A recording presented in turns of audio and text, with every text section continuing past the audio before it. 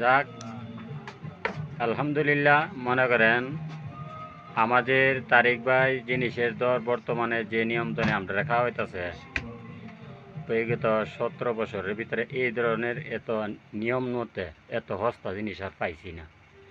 এই যে দেখেন বিএমপির আগের আমলে পাইছিলাম আপনার 20 টাকা কেজি পেঁয়াজ, এখন বর্তমানে আবার বিএমপি সরকার আছে 20 টাকা কেজি পেঁয়াজ এসে।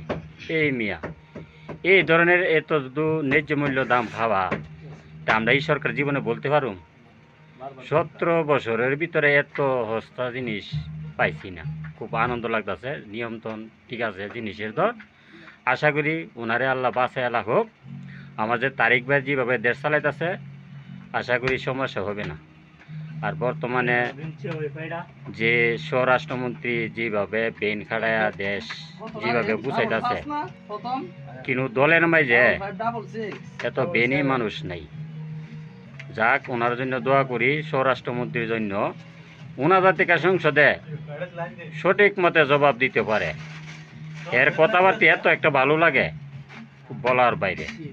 মানুষ তো আছে, মানুষ এর কথার মতন এত সুন্দর কথা আমি আর পাই নাই। যাক আলহামদুলিল্লাহ।